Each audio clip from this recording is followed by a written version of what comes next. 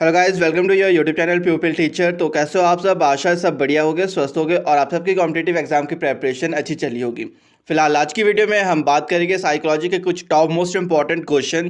तो आज की वीडियो का सबसे पहला क्वेश्चन है हमारे पास, the process of changing the existing schema to include new information is called. ऐसी प्रोसेस जिसमें कि हम क्या चेंज करेंगे, जो हमारे पास एग्जिस्टिंग जो स्कीमा है, जो हमारे पास इंफॉर्मेशन है, उसको हम चेंज करेंगे। क्या उसमें सिर्फ न्यू इन्फॉर्मेशन जो है उसको इंक्लूड करेंगे। यानी कि मैंने जब आपको जीन पियाजे की थ्योरी पढ़ाई थी, वहाँ पे बताया था एक असेमिलेशन और अकोमोडेशन। असेमिलेशन का मीन्स होता है सिंपली एडिशन, जो कि यहाँ पे हो चुकी है।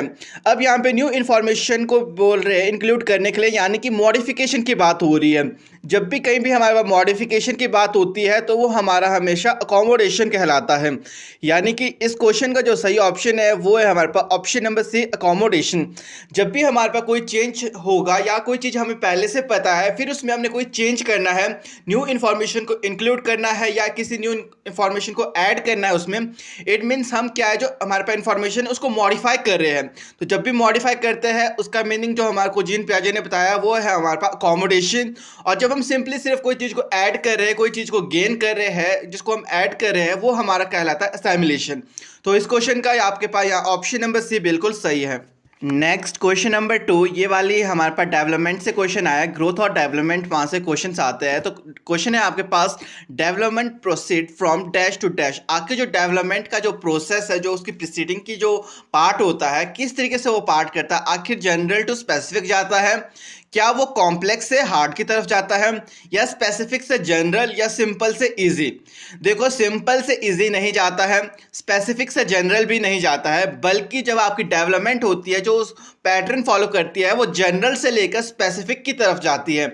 इट मीन जो यहाँ पे आपका ऑप्शन नंबर ए है वो बिल्कुल सही है, development proceed from general to specific. Next question है आपके पास, अकॉर्डिंग टू पियाजे a child between 2 to 7 year is the stage of cognitive development. It means जो आपका क्वेश्चन नंबर 3 है ये आपसे पूछा गया है अकॉर्डिंग टू पियाजे। आपको पता है जीन पियाजे की एक थ्योरी है जो कि आपके कॉग्निटिव डेवलपमेंट के ऊपर है, जिसमें कि इंटेलिजेंस के बारे में बताया गया है। तो उसमें जो बच्चे की एज है 2 से लेकर 7 साल तक, आखिर वो कौन से स्टेज में आती है? ऑप्शन नंबर ए आपके पास pre operational stage, option number B आपके पास है फॉर्मल ऑपरेशनल स्टेज, या ऑप्शन नंबर सी आपके पास है कॉन्क्रीट ऑपरेशनल स्टेज, या आपके पास है डी सेंसरी मोटर स्टेज। तो क्वेश्चन नंबर 3 का जो सही आंसर है वो आपने कमेंट बॉक्स में बताना, आखिर वो कौन सी स्टेज है जो कि 2 से लेकर 7 के बीच हमारे पास आती है। नेक्स्ट क्वेश्चन सबसे मोस्ट इंपॉर्टेंट क्वेश्चन है आपका। तो क्वेश्चन नंबर 4 है आपके पास, creativity is thought to be related to the concept of. आखिर जो क्रिएटिविटी जो थॉट है, आखिर जो क्रिएटिविटी को करने के लिए हमारे पास थॉट्स की ज़रूरत पड़ती है, वो किस कॉन्सेप्ट से रिलेटेड होने चाहिए? जो आपके थॉट है किस टाइप के होने चाहिए? तो वो हमेशा आपके पास डाइवर्जेंट होने चाहिए। इट मीन जो आपका ऑप्शन नंबर सी है वो बिल्कुल सही है, डाइवर्जेंट इंटेलिजेंस। जब भी क्रिएटिविटी की बात आती है तो क्रिएटिविटी के लिए हमेशा एक पर्सन की जो थिंकिंग होनी चाहिए वो हमेशा डाइवर्जेंट होनी चाहिए। तो इस क्वेश्चन को आपने याद रखना, सबसे मोस्ट इंपॉर्टेंट क्वेश्चन है और बहुत बार आपसे पूछा गया है ये वाला क्वेश्चन।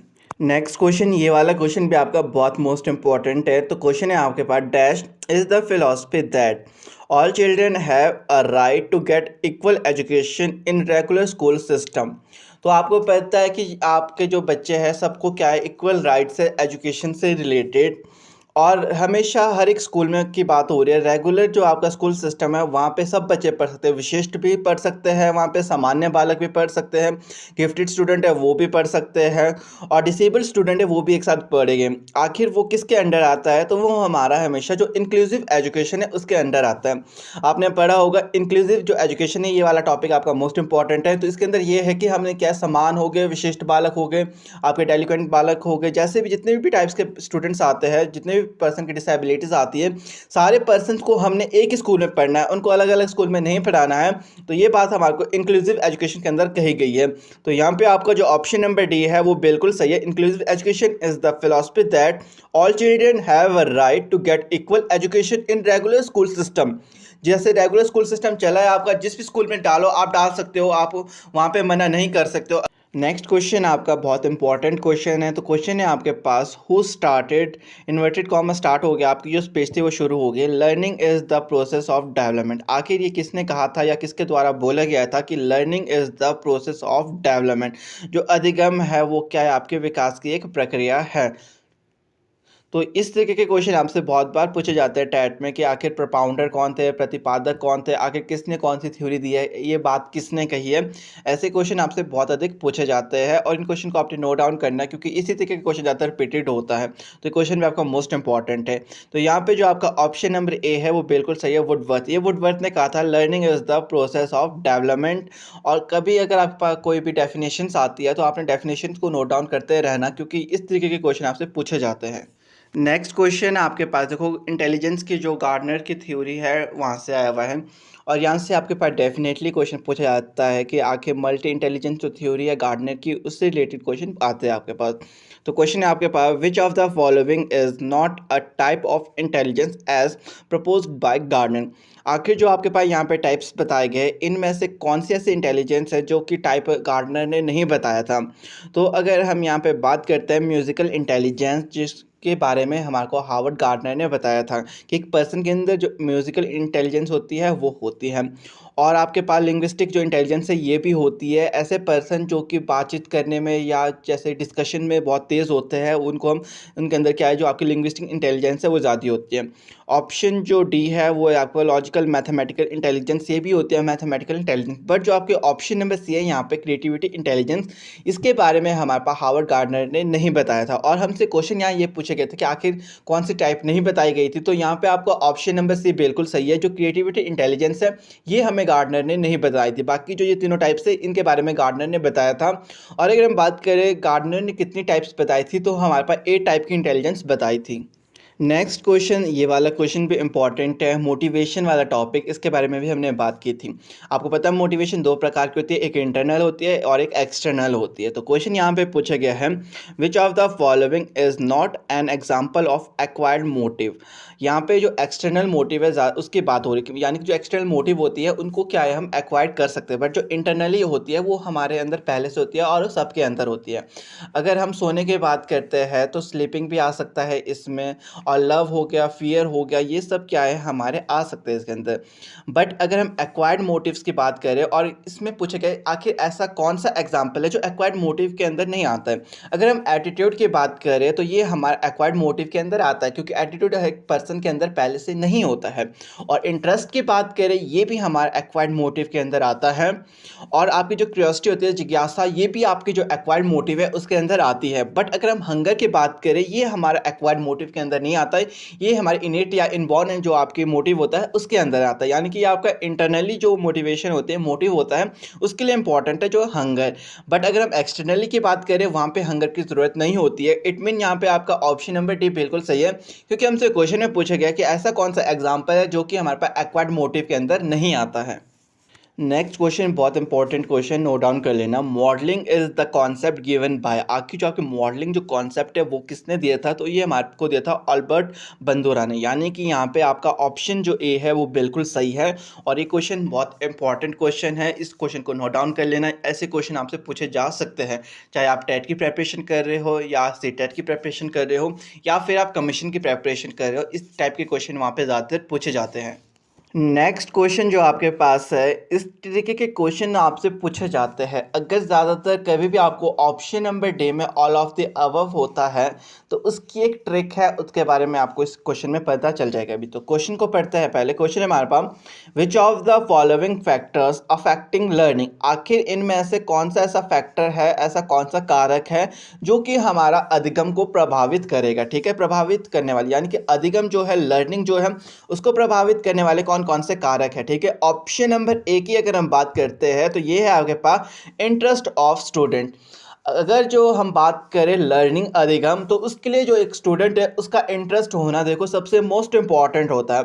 बिना इंटरेस्ट के आप कोई भी चीज़ को नहीं एक्वायर कर सकते हो, ना लर्न कर सकते हो, ना उसे सीख सकते हो। यानी कि अधिगम करना है, अगर हमें लर्निंग करनी है तो हमें इंटरेस्ट की ज़रूरत पड़ेगी। यानी ऑप्शन नंबर ए आपका बिल्कुल सही है। नेक्स्ट अगर हम बात करते हैं ऑप्शन जो बी है आपका, वो है emotional health of the student. अगर हम इमोशनली हेल्थ की बात करें उसके बच्चे की, अगर वो ठीक नहीं होगी तो बच्चा कभी भी जो अधिगम है, जो लर्निंग है, जो एक्वायर करना चाहता है, उसे एक्वायर कर ही नहीं सकता। यानी कि अगर बच्चा इमोशनली ठीक नहीं है तो वो मेंटली तो पहले ही ठीक नहीं है। अगर बच्चा मेंटली ठीक नहीं है तो वो फिजिकल भी फिट नहीं है। अगर बच्चा ना मेंटली ठीक होगा, ना इमोशनली, ना फिजिकली, तो जो बच्चा है ना तो वो लर्निंग कर सकता है, ना किसी चीज़ को एक्वायर कर सकता है। इट मीन जो बच्चा है उसको अगर अधिगम करनी है तो उसकी जो इमोशनल हेल्थ वगैरह है वो वाला कारक भी अफेक्ट करेगा। It mean option number B भी आपका यहाँ बिल्कुल सही है। तो अगर आपको दो ऑप्शन कभी भी सही दिखते हैं, इट मीन जो ऑप्शन डी होता है वो बिल्कुल सही होता है, ऑल ऑफ द अबव। ठीक है। नेक्स्ट अगर हम बात करते हैं ऑप्शन नंबर सी, आपके पास देखो social and culture context of the student. और सोशल और कल्चरल भी एक ऐसा फैक्टर है जो कि आपकी लर्निंग को अफेक्ट करता है। इट मीन्स यहाँ पे जो तीनों के तीनों ऑप्शन है वो बिल्कुल सही जा रहे हैं। तो यहाँ आपका ऑप्शन नंबर डी बिल्कुल सही है, ऑल ऑफ द अबव। कभी भी आपको ऑल ऑफ द अबव दिखता है ऑप्शन में तो सबसे पहले आपने सारे ऑप्शंस को देखना है। कई बार ऐसा होता है कि जो बच्चा होता है वो एक ऑप्शन देखता है, ऑप्शन नंबर ए बिल्कुल सही लगा, ठीक है, टिक मार दिया। बट जब भी देखोगे तो पूरे ऑप्शंस को देखना, फिर जाकर ही डिसीजन लेना, क्योंकि कई बार ऑल ऑफ द अबव भी दे रखा होता है ऑप्शन नंबर डी में। तो कई बार गलत हो जाता है कि आपने देखा ऑप्शन नंबर ए ठीक है तो ठीक है, वहाँ टिक लगा लिया, बट बी और सी को देखा ही नहीं नीचे। तो इसको हमेशा ध्यान रखना आपने। नेक्स्ट क्वेश्चन नंबर 11 है हमारे पास। Aman always think of multiple solution to a problem, many of which are original solution. ठीक है। Aman is displaying character of an और अ। देखो यहाँ पे अमन की बात हो रही है, एक पर्सन की बात हो रही है जो कि हमेशा मल्टीपल ऑफ सॉल्यूशन के बारे में सोचता है। कोई एक प्रॉब्लम है, उस प्रॉब्लम को सॉल्व करने के लिए वो बहुत सारे सॉल्यूशन का निकालता है। यानी कि बहुत सारे सॉल्यूशन सोचता है कि इस सॉल्यूशन से इसकी प्रॉब्लम ठीक हो जाए, ये वाला सॉल्यूशन लगा के इसकी जो प्रॉब्लम है वो सॉल्व हो जाए। तो वो क्या है, बहुत सारी जो प्रॉब्लम्स है उनको क्या है, प्रॉब्लम्स को सॉल्व करने के लिए बहुत सारे सॉल्यूशन लेता है। ठीक है। तो यहाँ पे जो अमन है आखिर वो किस प्रकार का कैरेक्टर को प्ले कर रहा है, तो वो हमेशा यहाँ पे क्रिएटिव थिंकर है। यानी कि उसकी क्रिएटिविटी जो थिंकिंग है वो बिल्कुल हाई है, क्योंकि जब एक पर्सन की क्रिएटिविटी थिंकिंग होती है, क्रिएटिव थिंकर होता है, तो जो क्रिएटिविटी होता है वो डाइवर्जेंट थिंकर होता है। यानी कि वो बहुत सारी चीज़ों के बारे में अलग अलग तरीके से सोचते हैं। तो अमन भी यहाँ पे क्या है, एक प्रॉब्लम है उसके लिए मल्टीपल सॉल्यूशन को देख रहा है, यानी कि अलग अलग तरीके निकाल रहा है। जब भी एक पर्सन अलग अलग तरीकों के ऊपर वर्क कर रहा है, कोई भी चीज़ के लिए अलग अलग चीज़ों की बात हो रहा है, तो वहाँ पे या तो क्रिएटिव थिंकर होगा या तो वो डाइवर्जेंट थिंकर होगा। इन दोनों को आपने याद रखना है, इस तरीके के क्वेश्चन पूछे जाते हैं आपसे। नेक्स्ट क्वेश्चन आपके पास आया हुआ है सोशलाइजेशन, जो समाजीकरण है, यहाँ से क्वेश्चंस आपसे पूछे जाते हैं डेफिनेटली, क्योंकि टॉपिक आपके पास है टेट में। तो क्वेश्चन है आपके पास, which of the following is an example of secondary socialization agency. आखिर जो आपके पास यहाँ पे एग्जांपल्स बताए गए हैं, इनमें ऐसे जो आपका सेकेंडरी सोशलाइजेशन एजेंसी कौन सी है। तो प्राइमरी आपकी हमेशा होती है आपका घर परिवार, जहाँ पे बच्चा रहता है उसका आसपास का जो एरिया है। सेकेंडरी होता है जहाँ पे बच्चा वर्किंग प्लेस में जाता है, कहीं बाहर जाता है, वो आपका आता है सेकेंडरी में। तो ऑप्शन ए आपके पास फैमिली एंड नेबरहुड, तो ये तो आपका प्राइमरी है, क्योंकि फैमिली जो परिवार है वो तो आपका पहला जो एजेंसी आती है। ठीक है, प्राइमरी प्राथमिक। अगर हम बात करते हैं ऑप्शन बी, तो ये आपका फैमिली एंड जो मीडिया है, बट यहाँ पे जो फैमिली आ गई है ये एक प्रकार की प्राइमरी आ गई है, तो ये भी नहीं होगा आपका सेकेंडरी का एग्जाम्पल। ऑप्शन सी है आपके पास स्कूल एंड मीडिया, ये बिल्कुल सही है, क्योंकि जहाँ पे बच्चा या तो कोई नॉलेज के लिए जाता है या वर्किंग एरिया में जाता है, कोई वर्क करने जाता है, वो हमेशा आपका जो सेकेंडरी जो एजेंसी है उसके अंदर आता है। अगर हम ऑप्शन डी की बात करें मीडिया एंड नेबरहुड, तो नेबरहुड आपका क्या है, आसपास का जो एरिया है, ये भी आपका प्राइमरी के अंदर आता है। तो यहाँ सिर्फ आपका ऑप्शन नंबर सी बिल्कुल सही जाएगा, क्योंकि ये आपका सेकेंडरी एजेंसी आता है सोशलाइजेशन का। और सोशलाइजेशन सबसे मोस्ट इंपॉर्टेंट टॉपिक है, यहाँ से क्वेश्चन आपसे डेफिनेटली हर साल पूछे जाते हैं। नेक्स्ट क्वेश्चन सबसे इंपॉर्टेंट थ्योरी से क्वेश्चन है आपके पास। तो क्वेश्चन है आपके पास, अकॉर्डिंग टू डैश, आखिर किसके द्वारा। ठीक है, according to dash is important to understand the social process. आखिर किसके द्वारा ये माना गया है कि जो आपकी सोशल प्रोसेस है वो उसको जानना, उसको समझना आपके लिए बहुत महत्वपूर्ण है, सबसे इम्पॉर्टेंट है। And influence of the culture context on the child thinking, और जो कल्चरल के बारे में, यानी कि यहाँ पे समाज और आपका जो कल्चरल है उसके बारे में बात हो रही है। और समाज की बात, सोसाइटी की बात अगर हम करते हैं, या अपने कल्चर की बात करते हैं, या अपनी लैंग्वेज की बात करते हैं, इन तीन एस्पेक्ट्स, इन तीन एलिमेंट्स के ऊपर सिर्फ एक पर्सन ने वर्क किया था, बताया था हमें, वो है हमारे पास लेव वाइगोस्की। यानी कि यहाँ पे according to Vygotsky, is important to understand the social process and influence of the culture context on the child thinking. It means जब भी आपके पास कहीं पे भी सोसाइटी की बात होती है, या कोई लैंग्वेज की बात होती है, या फिर आपके कल्चर के बारे में बात की जा रही है, तो वो सिर्फ वाइगोस्की के थ्रू बात की जा रही है, यानी कि वाइगोस्की ने उसके ऊपर वर्क किया। तो यहाँ पे आपका ऑप्शन जो सी है वो बिल्कुल सही है। और ये वाला क्वेश्चन बहुत इंपॉर्टेंट है, और वाइगोस्की के कॉन्सेप्ट से हमेशा क्वेश्चन आपसे पूछे जाते हैं। नेक्स्ट जो क्वेश्चन है आपका, ये आपके पास जीन पियाजे की जो थ्योरी है उस कॉन्सेप्ट से क्वेश्चन पूछा गया है। तो जीन पियाजे जो है वहाँ से इंपॉर्टेंट क्वेश्चन आते हैं, और इन्होंने हमारे पास कॉग्निटिव डेवलपमेंट और इंटेलिजेंस के ऊपर बात की थी, ठीक है। तो क्वेश्चन है आपके पास, sequence of development among the children from birth to adolescence is. तो यहाँ पे आपने एक सीक्वेंस बताना है, यानी कि एक पैटर्न बताया गया है, आखिर बर्थ से लेकर एडल्सन तक जो बच्चा है किस किस तरीके से सीखता है। क्या वो पहले एब्स्ट्रैक्ट चीज़ों के बारे में सीखता है, फिर सेंसरी के बारे में, फिर कॉन्क्रीट के बारे में। ऑप्शन नंबर ए ये बता रहा है। ऑप्शन भी आपको बता रहा है सबसे पहले बच्चा सेंसरीज के थ्रू सीखता है, फिर उसको कॉन्क्रीट के बारे में पता चलता है, फिर जाके वो एब्स्ट्रैक्ट जो नॉलेज है उसके बारे में पता करता है। नेक्स्ट जो ऑप्शन सी है वो आपके पास सबसे पहले कॉन्क्रीट, फिर आपके पास एब्स्ट्रैक्ट, और लास्ट में बता रहे हैं सेंसेस के थ्रू सीखता है। नेक्स्ट ऑप्शन डी आपके पास पहले एब्स्ट्रैक्ट, फिर कॉन्क्रीट, फिर सेंसरी। तो क्वेश्चन नंबर जो 14 है, आखिर इसका सही ऑप्शन कौन सा है? ऑप्शन ए, या ऑप्शन बी, या ऑप्शन सी, या ऑप्शन डी? ये आपने कमेंट बॉक्स में बताना।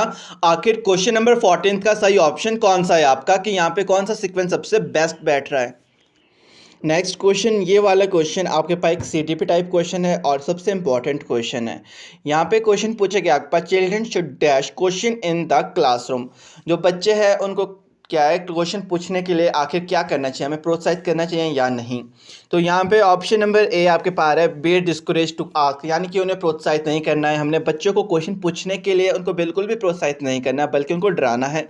ऑप्शन नंबर बी आपके पास है, not be allowed to question, उन्हें क्वेश्चन ही पूछने नहीं देना, बिल्कुल भी अलाउ नहीं करना है कि वो क्लासरूम में क्वेश्चन पूछे। ऑप्शन नंबर बी आपके पास, बी स्टॉप फॉर आस्किंग, उनको बिल्कुल ही स्टॉप लगा लेना, यानी कि रोक लगा लेने क्वेश्चन पूछने के लिए कि आप क्वेश्चन नहीं पूछोगे। ऑप्शन नंबर डी आपके पास, बी कोरेज टू आस्क, बल्कि उनको प्रोत्साहित करना है क्वेश्चन पूछने के लिए। तो यहाँ आपका जो ऑप्शन डी है वो बिल्कुल सही है, children should be courage to ask question in the classroom. एक बात हमेशा याद रखना, जब भी सीटीपी टाइप क्वेश्चन आते हैं तो जो बच्चा होता है उसको हमने हमेशा प्रोत्साहित ही करना है, यानी कि जो वर्क हो रहा है उसके लिए हमेशा कोरेज करना है, डिस्कोरेज नहीं करना है, स्टॉप भी नहीं करना है। ना कभी उन्हें रोट लर्निंग करानी है। जो उनका करिकुलम होना चाहिए वो भी चाइल्ड सेंटर्ड और फ्लेक्सिबल होना चाहिए। नेक्स्ट क्वेश्चन नंबर 16 है हमारे पास, the process by which children develop habits, skills, values and motives that make them responsible productive member of society is called। आखिर ऐसी प्रोसेस जिसके द्वारा बच्चा क्या है, गुड हैबिट्स को डेवलप करेगा, स्किल्स को डेवलप करेगा, और अपनी वैल्यूज़ को डेवलप करेगा, और जो उसका मोटिव्स है उनको डेवलप करेगा, उनको विकास करेगा। तो इस प्रोसेस को आखिर हम क्या कहलाएंगे, जिसके थ्रू एक बच्चा क्या है अपनी सोसाइटी में अच्छे से रह सकता है, एक अच्छा मेंबर बनेगा सोसाइटी का, और रिस्पॉन्सिबल मेंबर। तो अगर आप सोसाइटी के बारे में बात कर रहे हो तो आपको पता है वहाँ पे सिर्फ एक समाजीकरण एक ऐसी प्रोसेस है, जो आपकी सोशलाइजेशन एक ऐसी प्रोसेस है जो कि बच्चे का विकास करेगी, उसकी हैबिट्स के, उसकी स्किल्स में, उसकी मोरल इंटेलेक्चुअल सारी वैल्यूज़ को डेवलप करने के लिए, उसकी मोटिवेशन को डेवलप करने के लिए सिर्फ एक सोशलाइजेशन एक प्रोसेस है। जब आप सोसाइटी के बारे में बात कर रहे हो तो यहाँ आपका ऑप्शन ए बिल्कुल सही है, यानी कि जब भी आपसे सोसाइटी के बारे में बात हो गई, साथ ही साथ कोई भी डेवलपमेंट हो रही है, बच्चे के बारे में बात होगी कि उसकी डेवलप करना है, उसमें मोरल वैल्यूज़ और सोसाइटी में अच्छे से रहे, तो वहाँ पे एक सोशलाइजेशन अगर ऑप्शन में होगा तो आपका बिल्कुल सही है। यानी कि समाजीकरण एक ऐसी प्रक्रिया है जिसके द्वारा एक बच्चे का विकास हो सकता है, उसकी जो वैल्यूज़ है, मोरल वैल्यूज़, इंटेलेक्चुअल वैल्यूज़, जिस वैल्यूज़ की बात करें उसकी हम विकास कर सकते हैं। नेक्स्ट क्वेश्चन आपके पास इंपॉर्टेंट क्वेश्चन है। तो ये आपके पास Raven's progressive matrix test measure, जो आपका प्रोग्रेसिव मैट्रिक टेस्ट है आखिर वो किसको मेजर करता है। तो इस टेस्ट का जो यूज़ किया जाता है वो आपकी जो इंटेलिजेंस है उसको मेजर करने के लिए यूज़ किया जाता है। इट मीन्स यहाँ पे आपका ऑप्शन सी बिल्कुल सही है। और ये वाला क्वेश्चन बहुत इंपॉर्टेंट है, प्रीवियस ईयर में भी आपके पास पूछा गया है। जो आपका रेवेन्यू प्रोग्रेसिव मैट्रिक टेस्ट है आखिर वो किसके लिए यूज़ किया जाता है, या कई बार ऐसे पूछा जाता है इंटेलिजेंस को टेस्ट करने के लिए आखिर हम किसका यूज़ करते हैं। तो रेवेन्यू मैट्रिक जो टेस्ट है जो आपका उसका यूज़ करते हैं। नेक्स्ट क्वेश्चन आपका ये आया हुआ है इंटेलिजेंस की थ्योरी, और इंटेलिजेंस की थ्योरी से आपके पास हर साल क्वेश्चन आते हैं। तो क्वेश्चन है आपके पास the two factor theory of intelligence was given by, आखिर जो आपकी टू फैक्टर थ्योरी थी इंटेलिजेंस की आखिर वो किसने दी थी। क्या वो थ्रस्ट ने दी थी, या स्पेयरमैन ने दी थी, या बिने ने दी थी, या पियाजे ने। तो यहाँ पे आपका जो ऑप्शन बी है वो बिल्कुल सही है, क्योंकि स्पेयरमैन ने हमारे पास टू फैक्टर थ्योरी दी थी जिसके अंदर इन्होंने हमारे पास एस फैक्टर और जी फैक्टर के बारे में बताया था। कई बार ऐसे भी बोला जाता है कि जी फैक्टर और एस फैक्टर की बात किसने की थी, तो वो भी आपके पास स्पेयरमैन ने ही की थी। तो इस तरीके का क्वेश्चन यहाँ से पूछा जाता है आपसे। नेक्स्ट क्वेश्चन हमारे पास देखो डिसेबिलिटी और डिसऑर्डर से आया हुआ है, और ये वाला क्वेश्चन बहुत इंपॉर्टेंट है और इस टॉपिक से आपके पास हर साल क्वेश्चन पूछे जाते हैं। तो क्वेश्चन है आपके पास which of the following is an example of development disorder. अगर यहाँ पे डेवलपमेंट की बात हो रही है, डेवलपमेंट डिसऑर्डर की बात हो रही है, तो यहाँ पे जो आपका ऑप्शन नंबर सी है वो बिल्कुल सही है। इंटेलेक्चुअल डिसेबिलिटीज यहाँ पे बिल्कुल सही है, क्योंकि अगर डेवलपमेंट डिसऑर्डर के एग्जाम्पल की बात करें तो उसके अंदर आपका जो इंटेलेक्चुअल जो डिसेबिलिटी है वो आएगा। इट मीन जो यहाँ आपका ऑप्शन सी है वो बिल्कुल सही है। नेक्स्ट क्वेश्चन है हमारे पास which of the following is not a theory of intelligence. तो आपको पता है इंटेलिजेंस जो आपका टॉपिक है यहाँ से क्वेश्चन डेफिनेटली पूछा जाता है। इससे पहले भी इंटेलिजेंस की थ्योरी से क्वेश्चन आया था। तो हमने यहाँ पे बताना है आखिर जो आपको यहाँ पे ऑप्शंस दिए हैं इनमें से कौन सी ऐसी थ्योरी है जो कि हमारे इंटेलिजेंस की नहीं है। अगर हम यूनिफैक्टर की बात करें तो यूनिफैक्टर थ्योरी जो थी ये हमारे पास इंटेलिजेंस की थ्योरी है। अगर हम बात करते हैं टू फैक्टर थ्योरी, ये देखो हमारे पास अभी बात की थी स्पेयरमैन ने जिसमें कि एस और हमारे पास जी फैक्टर की बात हुई थी, तो ये भी हमारे इंटेलिजेंस की थ्योरी है। फिर अगर हम बात करते हैं यहाँ पे ऑप्शन नंबर जो डी है आपके पास ये मल्टी फैक्टर थ्योरी। आपको याद होगा मल्टी फैक्टर थ्योरी भी आपके पास है इंटेलिजेंस के। इट मीन जो यहाँ पे आपका ऑप्शन सी बचता है ये आपका बिल्कुल सही है यहाँ पे, क्योंकि यहाँ पे हमसे ये पूछा गया था आखिर यहाँ पे कौन सी ऐसी थ्योरी है जो कि हमारे इंटेलिजेंस की नहीं है। नेक्स्ट क्वेश्चन सबसे इंपॉर्टेंट क्वेश्चन, ना जाने कितनी बार मैंने इस क्वेश्चन के बारे में आपको बता लिया है, और ये क्वेश्चन आपके बहुत बार टैट में पूछा जाता है। तो क्वेश्चन है आपके पास गेस्टाल्ट मीन, आखिर जो गेस्टाल्ट है उसका अर्थ क्या होता है। तो इसका जो अर्थ होता है, जो इसका मीनिंग होता है वो होता है होल, यानी कि पूर्ण। इट मीन जो यहाँ पे आपका ऑप्शन नंबर ए है वो बिल्कुल सही है, एज अ होल। कभी भी आपको गेस्टाल्ट का अर्थ देखने को मिलेगा तो उसका मीनिंग हमेशा होल ही होता है, यानी कि पूर्ण। इसको ध्यान में रखना, और एक क्वेश्चन आपसे बहुत बार पूछा गया है। नेक्स्ट क्वेश्चन है हमारे पास, तो क्वेश्चन है physical and emotional health of children dash there learning. जो आपके शारीरिक और आपका संवेग बोले कि इमोशनल जो हेल्थ है वो चिल्ड्रन की लाइफ में उसकी लर्निंग के लिए क्या रोल प्ले करती है, उस टाइप का क्वेश्चन है ये। ठीक है, ऑप्शन नंबर ए है इज नॉट रिलेटेड टू। ये तो होगा ही नहीं कि फिजिकल और जो आपकी इमोशनल हेल्थ है वो आपके लर्निंग से कोई संबंध रखती ही नहीं है। ये बिल्कुल नहीं है, क्योंकि अगर फिजिकल हेल्थ ठीक नहीं है बच्चे की, इमोशनल हेल्थ ठीक नहीं है, तो बच्चे की जो मेंटल हेल्थ है वो पहले ही ठीक नहीं होगी और वो अच्छे से लर्निंग नहीं करेगा। It mean option number B, तो आपका ए तो यहाँ नहीं है। फिर आपके पास option number B has an insignificant role in, तो ये भी नहीं है आपके पास। ऑप्शन नंबर सी आपके पास does not have any influence on, तो ये भी नहीं है आपके पास। बट ऑप्शन डी बिल्कुल सही है यहाँ पे, play an important role in. तो आपके पास जो फिजिकल और इमोशनल हेल्थ है चिल्ड्रन की वो एक इंपॉर्टेंट रोल प्ले करती है बच्चे की लर्निंग में, यानी कि बच्चे जब अधिगम करेंगे तो उसके लिए बच्चे की फिजिकल और इमोशनल हेल्थ होना बहुत ज़रूरी है। क्योंकि अगर फिजिकल हेल्थ ठीक है तब इमोशनल हेल्थ ठीक है, अगर इमोशनल हेल्थ ठीक है तभी बच्चे की मेंटल हेल्थ ठीक है। यानी कि ये तीनों की तीनों जो हेल्थ है फिजिकल, इमोशनल, आप बोले मेंटल या सोशल, ये एक दूसरे से को रिलेट करती है। यानी कि अगर एक भी आपकी इम्बैलेंस हो जाएगी तो जो बच्चा है उसकी जो ग्रोथ और डेवलपमेंट है वो प्रॉपरली नहीं होगी। इट मीन ये आपका ऑप्शन जो डी है वो बिल्कुल सही है, physical and emotional health of children play an important role in their learning. Next question है हमारे पास, Who among the following is association with Gestalt theory of learning?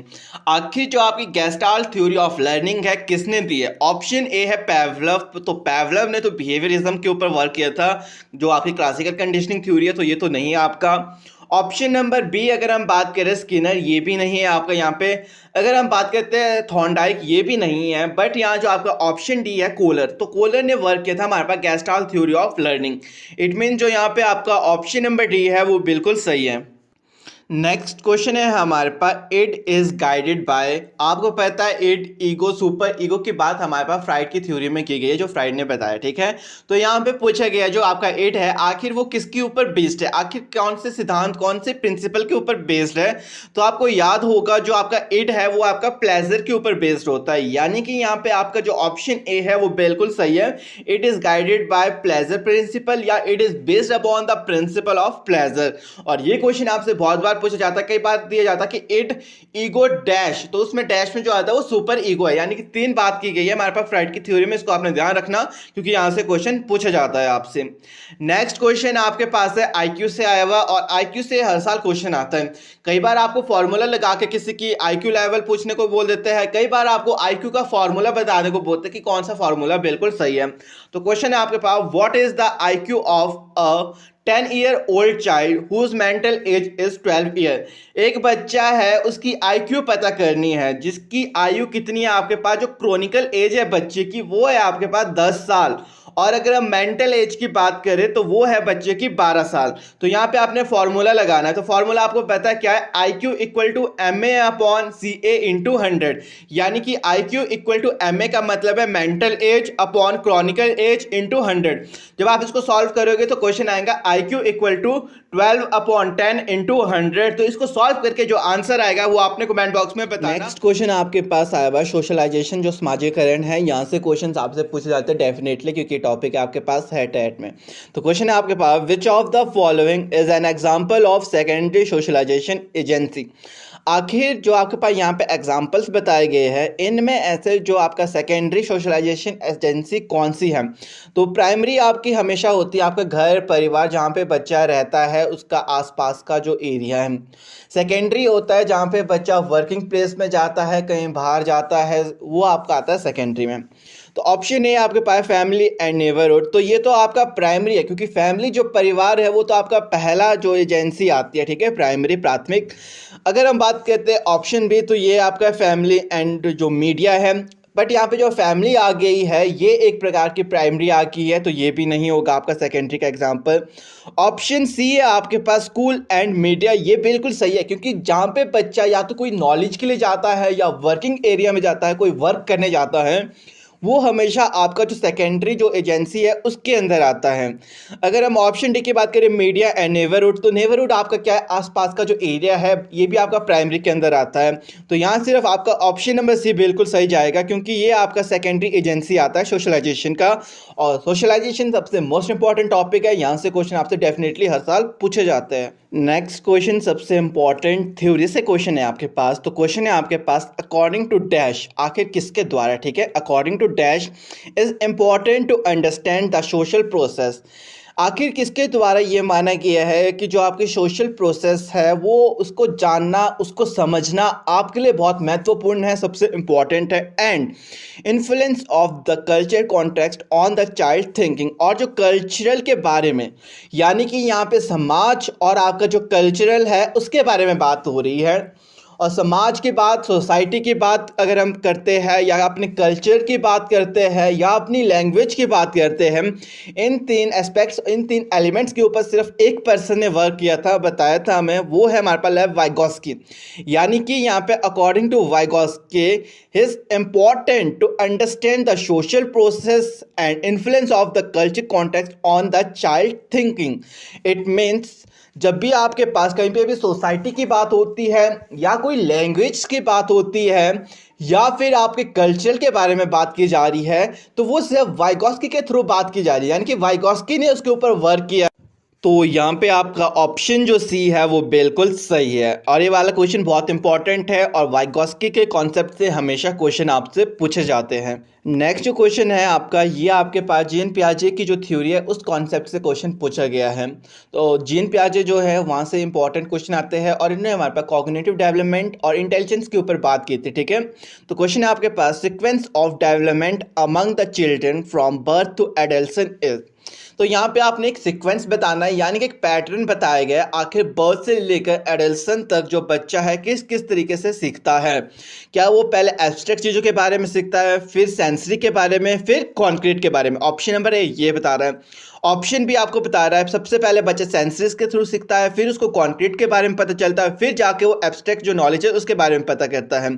Next जो ऑप्शन सी है वो आपके पास सबसे पहले कॉन्क्रीट, फिर आपके पास एब्स्ट्रैक्ट और लास्ट में बता रहे हैं सेंसेस के थ्रू सीखता है। नेक्स्ट ऑप्शन डी आपके पास पहले एब्स्ट्रैक्ट, फिर कॉन्क्रीट, फिर सेंसरी। तो क्वेश्चन नंबर जो 14 है, आखिर इसका सही ऑप्शन कौन सा है? ऑप्शन ए या ऑप्शन बी या ऑप्शन सी या ऑप्शन डी, ये आपने कमेंट बॉक्स में बताना। आखिर क्वेश्चन नंबर 14 का सही ऑप्शन कौन सा है आपका, कि यहाँ पे कौन सा सीक्वेंस सबसे बेस्ट बैठ रहा है।